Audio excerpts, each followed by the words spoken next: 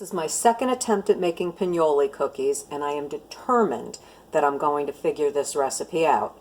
I had a dear friend who used to make the most delicious Pignoli cookies, and if he was still alive, Peter would be able to help me through this. But without him, I'm on my own, and I'm doing the best I can using Swerve, which is monk fruit, erythritol, and what else is in this confectioner sugar? Oleosaccharides are also in this, which is really no kind of a problem. It's what's going to be in confectioner sugar anyway. But using monk fruit, it's going to not have a huge sugar spike or glycemic spike. It's monk fruit is, your body sees it as an herb. So I've read a lot of different recipes, and my first batch, I think I baked them too long, so I'm changing the recipe only a tiny bit because I ran out of sugar, so I have to use the confectioners again. And also I'm going to cook it not as long because when I bit into them, they were like sandpaper. It's just like, and then terrible texture. So here is my, my shaky, very shaky, almond paste, and it has that gritty texture, but it's not going to stay this way. And I'm adding to that a little less than a half a cup of the confectioner's sugar and an egg white, and that's supposed to be it. So we'll see if that in fact is the case. I'm going to turn this off and run the food processor. It was stickier this time, so maybe I already solved part of my problem. This is what it looks like. So I'm going to line a cooking sheet with parchment paper.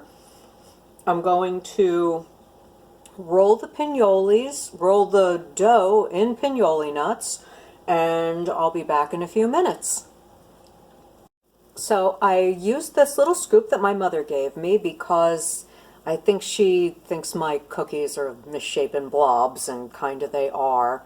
Her cookies are so beautiful that when she brings a tray on the doily, all beautifully wrapped, she's an artist, people think, oh, where'd you get them? They're beautiful. I'd love to go to that baker.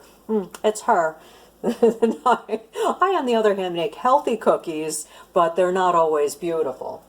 So these cookies, I've got 15, and I have a little bit of dough left over. I could make a couple more small cookies, but I think I'm going to make one big cookie. Enough to use up the rest of these nuts. I used half a cup of pignolis, and I'm going to stick these in the oven for about 12 minutes, and we'll see how maybe 10 minutes, I don't know. I'm going to really watch them carefully. And the other thing I did was I made sure these were well spaced so they've got adequate room to cook. So we'll see if they come out better this time. Oh, please. Moment of truth. I baked them for 10 minutes. So pretty. Until the bottoms looked like this. And I've cooled them. I immediately took them off the baking rack. I just pulled the paper right off. I keep looking over at them.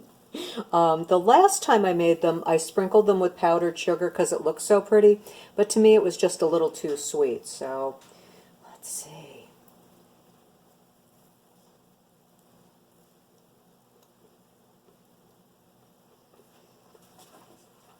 It's tender. It almost seems undercooked, but I'm going to resist the urge to put them back in and see if maybe that's what it needs. So I'm going to let it cool a little more, and I'll be back. I keep getting prettier and prettier. I have to keep, we've had a lot of snow, and I've been digging out trenches for the dachshunds to run around. Is there one?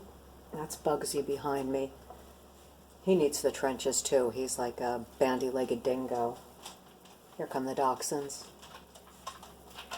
One of them anyway. So back to the pignolis. This is last week's pignoli. It's a pretty cookie, but watch it break. It's like really dry, and you could see there was actually work involved in breaking it. This is today's Pignoli. No work involved. And it has a soft center. So I think that's the key. Keep an eye on the oven, and keep an eye on the temperature. 350, 10 minutes, no longer. Give it a try. It'll be on my website, thehealthyfoodscientist.com.